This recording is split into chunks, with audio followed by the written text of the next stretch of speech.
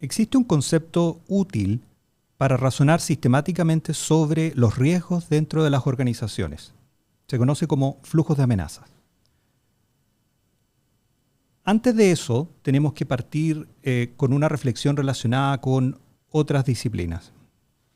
¿Te subirías a un avión, por ejemplo, si supieras que los ingenieros que lo diseñaron tenían distintas ideas sobre cómo deberían ser las alas o cómo debería ser el empuje aerodinámico alrededor del avión? La física y otras disciplinas siempre han tenido buenas definiciones para los conceptos básicos. La ciberseguridad es una disciplina en pañales todavía respecto a eso y por lo tanto tenemos que hacer esfuerzos para lograr dar con estas definiciones que son básicas, que son fundamentales. Partamos con un concepto muy utilizado dentro de modelamiento de amenazas. ¿Qué es una amenaza? Una amenaza es un evento que puede implicar daño. Puede ser tanto algo interno a una organización como externo.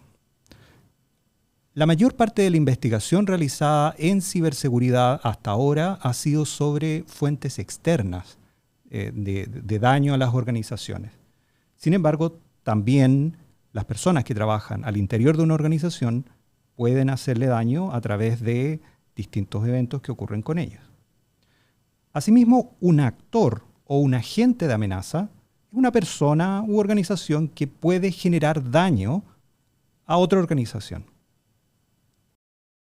Existen dos tipos de flujo de amenazas.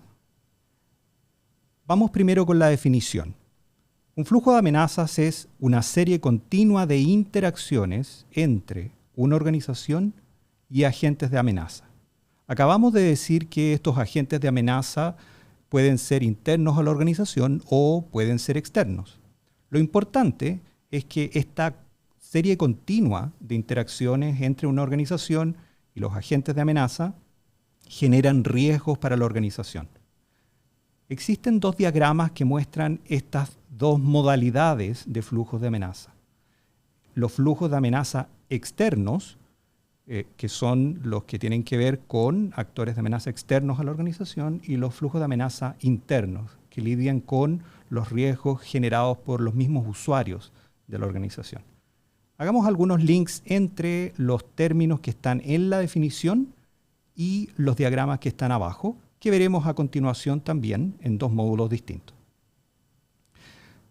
Lo que está encerrado en los recuadros azules, en el caso del diagrama a la izquierda, el flujo de amenazas externo, es lo que representa la organización, y los agentes de amenaza son nuevamente externos. En el caso del segundo diagrama, el de la derecha, la organización también está representada por el recuadro azul y los agentes de amenaza en este caso son los mismos usuarios que trabajan dentro de la organización. Bueno, ahora hablaremos de flujo externo de amenazas para una organización. A continuación nos centraremos en los flujos de amenazas que provienen del exterior. Veremos los vectores de ataque más frecuentes y explicaremos qué entendemos por tácticas, técnicas y procedimientos y cómo se relacionan estos flujos con el flujo externo de amenaza. Este flujo parte considerando de que todas las organizaciones poseen activos de información, por ejemplo servidores, estaciones de trabajo, dispositivos de red, infraestructura en la nube, entre otros, y por su naturaleza estos activos son susceptibles a vulnerabilidades. ¿Ok? Ningún sistema es 100% seguro. Entonces, los actores de amenaza externos aprovechan estas vulnerabilidades y pueden causar finalmente impactos, ¿ya? Impactos en los procesos de negocio. Entonces, cuando esto ocurre, estamos hablando de un incidente de ciberseguridad, ¿ya? Y nuestra misión como especialista en ciberseguridad es súper clara. Es implementar controles que reduzcan la probabilidad de incidentes. Y si estos se producen, mitigar al máximo su repercusión sobre los procesos de negocio de la organización. Vectores de ataque. Un vector de ataque es el mecanismo o camino por el cual un atacante obtiene acceso a un sistema, a una red o a los datos, ¿ya? En la práctica es la puerta de entrada inicial del adversario y suele combinarse con técnicas y procedimientos para, por ejemplo, escalar privilegios, moverse lateralmente dentro de una red y finalmente alcanzar su objetivo. A continuación, revisaremos algunos de estos vectores de ataque que son los más comunes y que nosotros hemos visto a nivel de incidentes de ciberseguridad que han ocurrido en el ciberespacio nacional. Uno de los más frecuentes está relacionado con la ingeniería social, ¿ya? En este caso, los atacantes suelen usar correos electrónicos phishing para intentar obtener información confidencial de las víctimas. Habitualmente, ¿qué es lo que buscan los atacantes? Obtener credenciales de acceso a aplicaciones o a sistemas, ¿ya? El phishing presenta múltiples variantes dependiendo del canal que se esté utilizando. Por ejemplo, un SMS que llega a un teléfono es un smishing, y cuando, por ejemplo, un atacante intenta obtener información a través de una llamada, se denomina phishing, ¿ya? Aunque cambie el medio de comunicación, en el fondo todas las variantes persiguen el mismo objetivo, ¿ya? Que es engañar a las personas para obtener acceso a información privilegiada. Otro vector recurrente es la explotación de aplicaciones vulnerables, ¿ya? Configuraciones inseguras y servicios que son accesibles a través de Internet. Ejemplos claros de esto tenemos las VPNs que presentan vulnerabilidades conocidas y explotables, los servicios de administración remota expuestos que pueden ser objetivos de ataques de fuerza bruta o de uso de credenciales previamente comprometidas, y también tenemos los paneles de administración de aplicaciones web que están expuestos sin autenticación multifactor, ¿ya? Esto facilita tanto los ataques de fuerza bruta como el acceso con credenciales robadas, ¿ya? En estos escenarios suelen derivar en accesos no autorizados y movimientos laterales dentro de la red. A su vez, un vector cada vez más frecuente también son los ataques de cadena de suministro, ¿ya? En estos casos, un paquete, una librería de un tercero o un servicio de un proveedor es comprometido por un atacante y como consecuencia se termina inyectando código malicioso en los activos de la organización. Este tipo de incidentes pueden afectar a múltiples víctimas a la vez y suelen requerir acciones que son coordinadas, de mitigación y a la vez de notificación. Y finalmente tenemos la infraestructura en nube, ya que es un vector frecuente y que está relacionado con exposiciones y errores de configuración. Esto ocurre cuando recursos, por ejemplo, APIs, roles, grupos de seguridad o paneles de administración quedan configurados de manera insegura y accesibles desde Internet con permisos excesivos.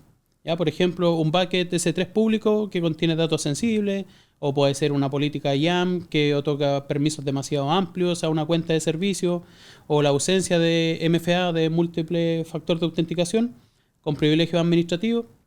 Acá la responsabilidad de asegurar estas configuraciones siempre recae sobre la parte del cliente, ya según los acuerdos que uno firma con estos proveedores de nube.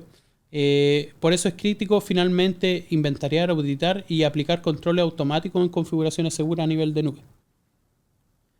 Ahora hablaremos un poquito de las tácticas, técnicas y procedimientos, ¿ya? En este punto, la idea es que entendamos tres conceptos que usamos todo el tiempo, ¿ya? Que son las tácticas, las técnicas y los procedimientos, ¿ya? Acá vamos a definir cada una de ellas. La táctica es la meta u objetivo del adversario, ¿ya? Por ejemplo, conseguir acceso inicial a la red, ¿ya? Esa es una táctica. La técnica describe el cómo, ¿ya? Cómo yo alcanzo esa meta, es decir, el método general que emplea el atacante, por ejemplo, mediante el abuso de servicios remotos expuestos, como vimos anteriormente, o el uso de cuentas válidas, ¿ya? Finalmente, el procedimiento es la implementación concreta y observable de esta técnica, ¿ya? ¿Quién lo hace? ¿Con qué herramienta y qué pasos sigue? Por ejemplo, el grupo Akira utiliza cuentas VPN comprometidas para acceder inicialmente a las redes de las víctimas, ¿ya? Ahora, mapear un incidente en estos tres niveles nos ayuda a dos cosas clave. Primero, identificar de forma precisa qué evidencia buscar en los registros de log y la telemetría. Por ejemplo, entrar en los registros de VPN, creación de sesiones anómalas o procesos que descargan payloads, ¿ya? Y segundo, diseñar playbooks de respuesta específicos, ¿ya? Contención, erradicación y recuperación, como lo vimos en una clase, y responder consistentemente, ¿ya? Por ejemplo, mapeando las técnicas de Mitre para estandarizar la comunicación con la ANSI, eso también es recomendable, ¿ya? En resumen, piensa siempre en la táctica como el por qué, ¿ya? En la técnica como el cómo general y en el procedimiento como el cómo concreto y demostrable. Ahora, ¿qué es lo que es MitraAttack? MitraAttack es una base de conocimiento que recopila y organiza comportamientos observados de adversarios, ¿ya? Recopila las tácticas, las técnicas y también subtécnicas, ¿ya? Además de ejemplos de grupos y de software usados en campañas reales, ¿ya? No inventa los TTP, ¿ya? Los documenta y los estandariza, ¿ya?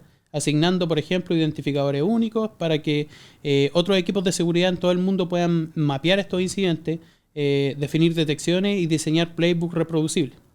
En la práctica es ideal usar ATT&CK para identificar qué telemetría revisar. Por ejemplo, eventos de Sysmon o qué log a nivel de red son relevantes para mi organización. Al final esto me sirve para priorizar las mitigaciones según las técnicas frecuentes y para comunicar hallazgos de forma consistente dentro de nuestras propias organizaciones, además como organismos como LANSI.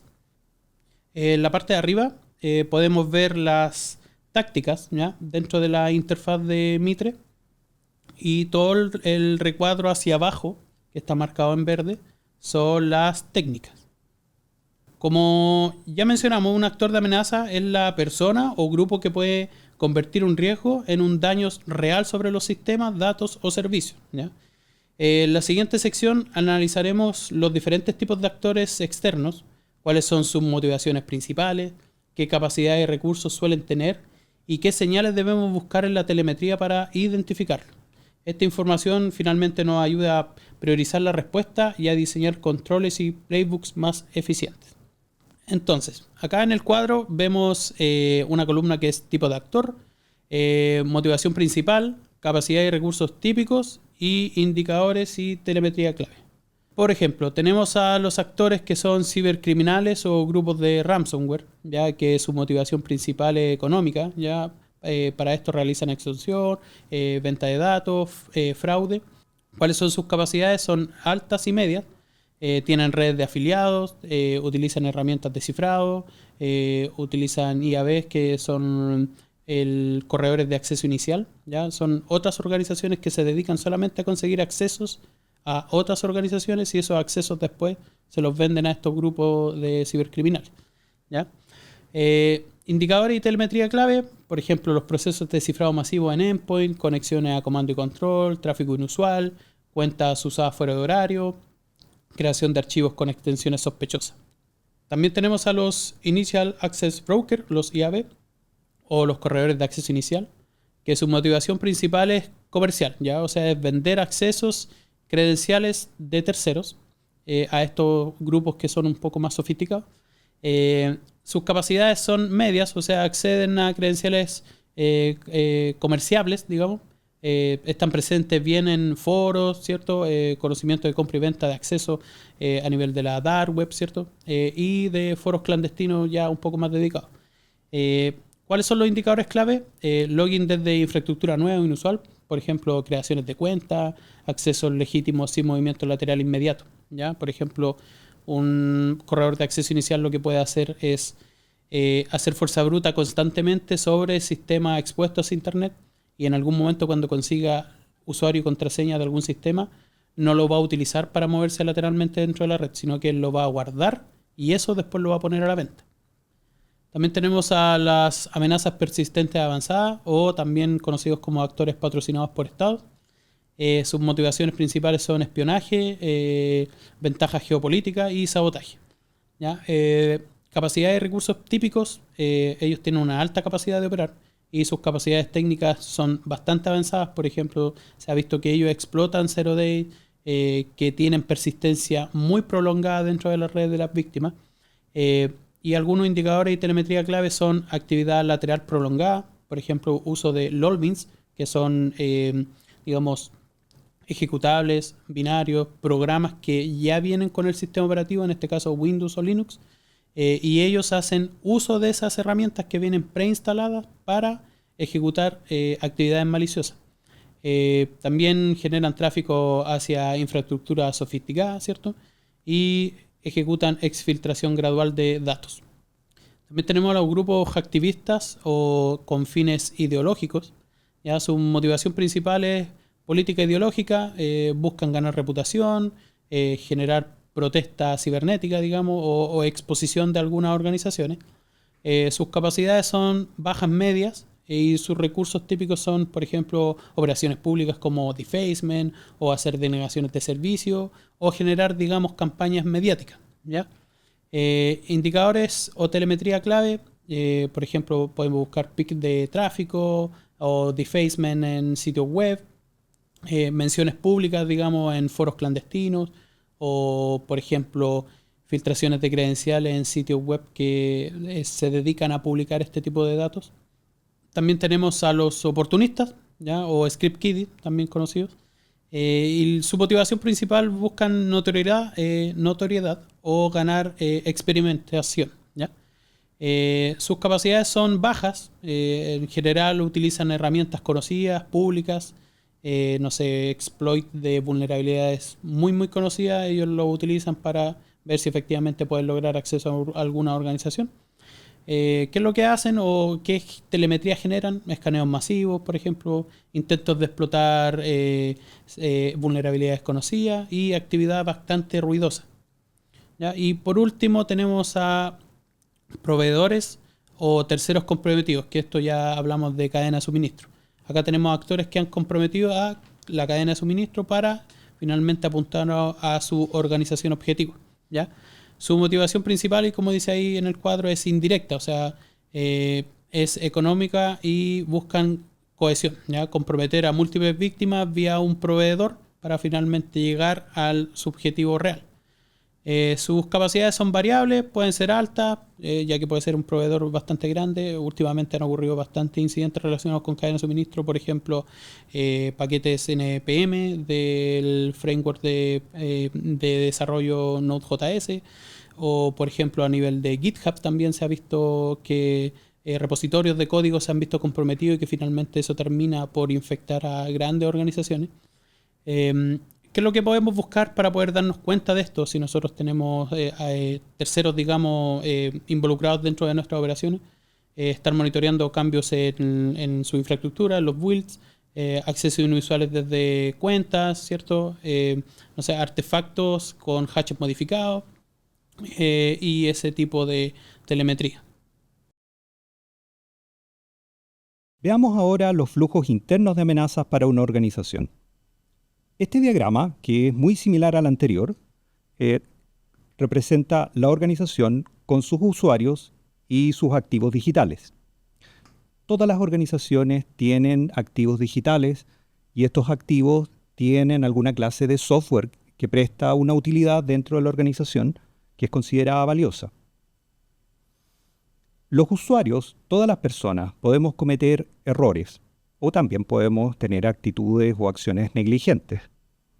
Cuando cometemos un error o hacemos algo maliciosamente o ocurre un accidente, que también pueden ocurrir, eso genera impactos en un activo y eso genera impactos a su vez en el negocio. ¿Qué hacemos todos los expertos en ciberseguridad con eso? Bueno, en términos genéricos, creamos y administramos controles de seguridad dentro de la organización. Un control es un término genérico que, tal como vimos antes, se utiliza para denominar no solamente aquellas cosas que hacemos para evitar que las personas puedan ingresar a los activos, sino también prácticas que realizamos, que implementamos dentro de las organizaciones para evitar que estos errores lleguen a término. Existen 3 fuentes de amenazas internas. En primer lugar, el error, que podríamos definir como una acción desacertada o equivocada. En segundo lugar, la malicia, que es aquella intención solapada con la que se hace algo. Y finalmente, los accidentes, sucesos, acciones que resultan en daño involuntario para las personas o las cosas, en este caso, para la organización. ¿Cómo lidiar con el error?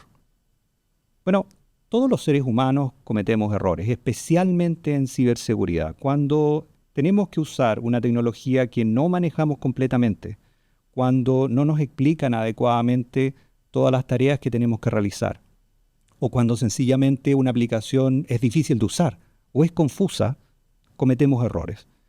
Y lo que tenemos en común todas las personas, por supuesto, es que cuando cometemos un error nos sentimos mal.